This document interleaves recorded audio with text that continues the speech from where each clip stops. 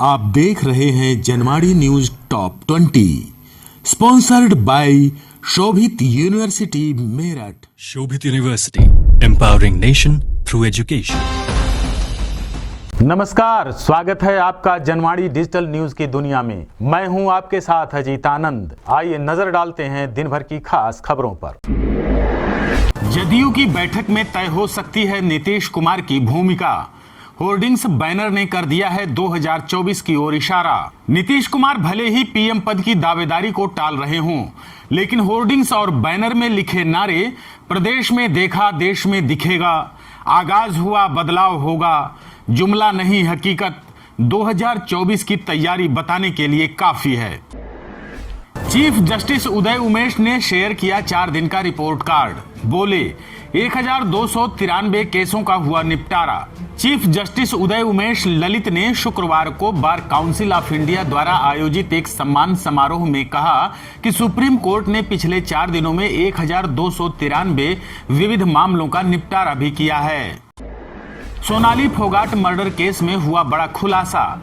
पीए सुधीर सांगवान ने कबूला गुनाह। सोनाली फोगाट हत्या मामले में गोवा पुलिस के सूत्रों ने खुलासा किया है कि आरोपी सुधीर सांगवान ने सोनाली फोगाट मौत के मामले में साजिश की बात को कबूल कर लिया है।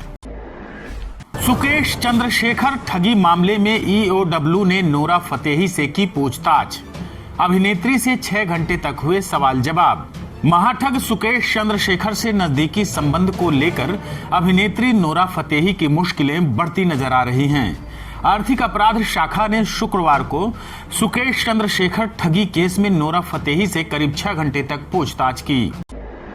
पूर्व मंत्री रामवीर उपाध्याय का पार्थिव शरीर सादाबाद पहुंचा। बीमारी के बाद आगरा में हो गया था निधन। पूर्व मंत्री रामवीर उपाध्याय का पार्थिव शरीर आगरा से उनके पैतृक नगर सादाबाद पहुंच चुका है। पूरे नगर में शोक की लहर है। उन्हें श्रद्धांजलि देने के लिए भारी संख्या में लोग पहुंचे हैं।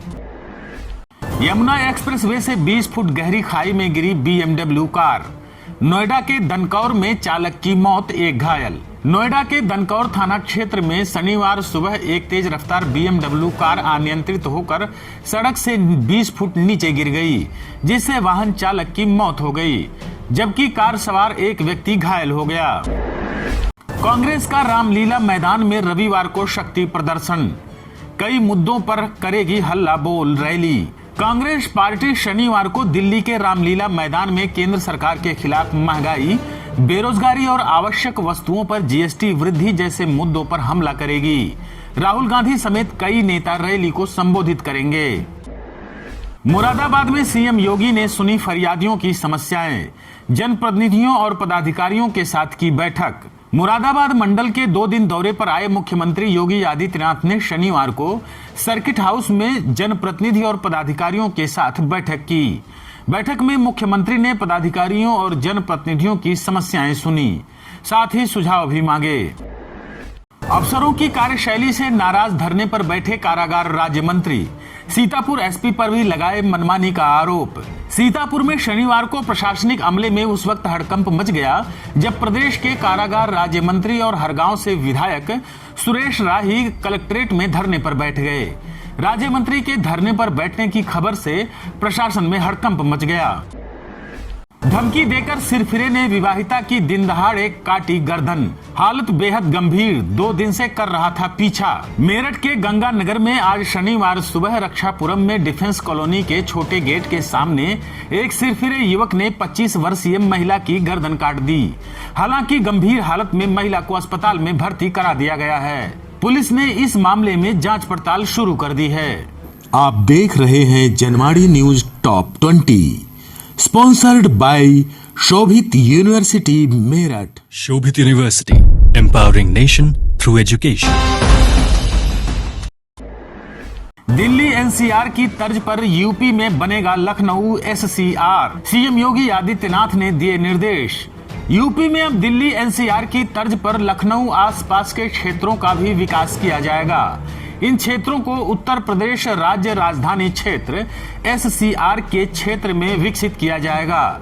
लखनऊ समेत 7 जिलों को मिलाकर SCR बनेगा। शहीद जवान की पत्नी को ड्रोन से ढूंढ रही बागपत पुलिस। नक्सली हमले में शहीद हुआ था जवान।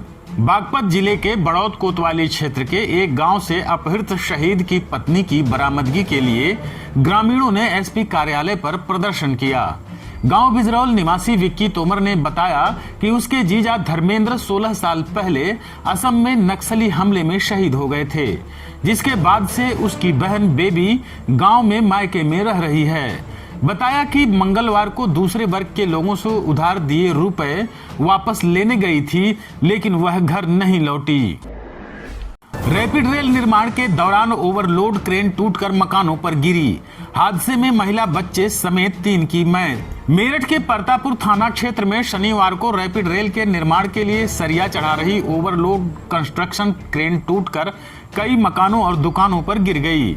हादसे में महिला और बच्चे सहित 3 लोग घायल हो गए। वहीं कई दुकानों और मकानों का सामान क्षतिग्रस्त हो गया। क्षेत्रवासियों ने मुआवजे की मांग के चलते जमकर हंगामा किया। आंदोलन को तेज करने के लिए गांव-गांव कमेटी बनाएगा त्यागी समाज।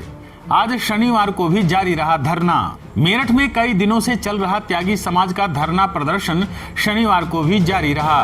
अब आंदोलन को आगे बढ़ाने के लिए हर जिले में गांव-गांव कमेटियों का गठन होगा। पेटीएम, रेजर पे और कैश फ्री के ठिकानों पर ईडी का छापा। जांच एजेंसी ने जब्त किए 17 करोड़ रुपए।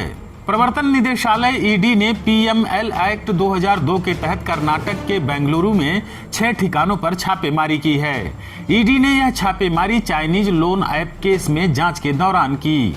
ईडी ने शनिवार को बताया कि वह ऑनलाइन पेमेंट गेटवे कंपनियों रेजर पे, पेटीएम और कैश फ्री के ठिकानों पर भी छापेमारी कर रही है। नई दिल्ली रेलवे स्टेशन का बदलेगा लुक, देखकर आएगी दुबई जैसी फीलिंग। अब रेल मंत्रालय ने नई दिल्ली रेलवे स्टेशन की प्रस्तावित डिजाइन की तस्वीरें जारी की हैं। तस्वीर इतनी लाजवाब है कि किसी अंतर्राष्ट्रीय इमारत से कम नहीं लगती है। रेल मंत्रालय का कहना है कि पुनर्विकसित होने के बाद नई दिल्ली रेलवे स्टेशन कुछ इस तरह से दिखेगा।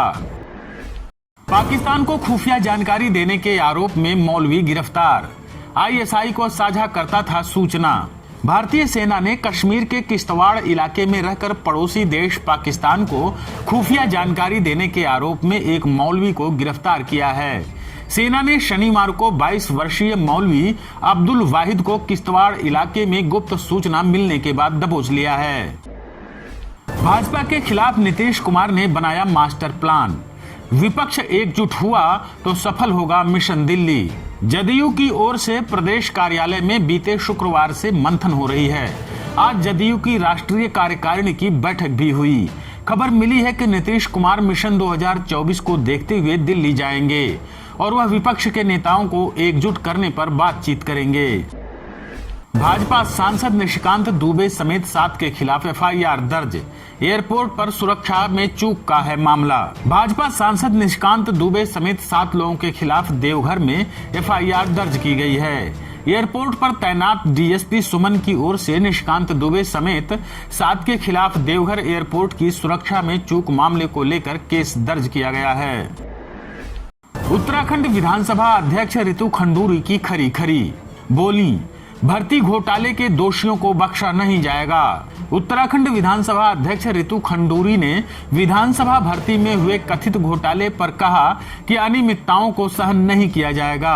उन्होंने कहा कि इस मामले की 1 महीने के भीतर जांच होगी और दोषियों के खिलाफ सख्त कार्रवाई की जाएगी। आप देख रहे हैं Janwadi news top 20, sponsored by Shobhit university Meerut. Shobhit University, empowering nation through education.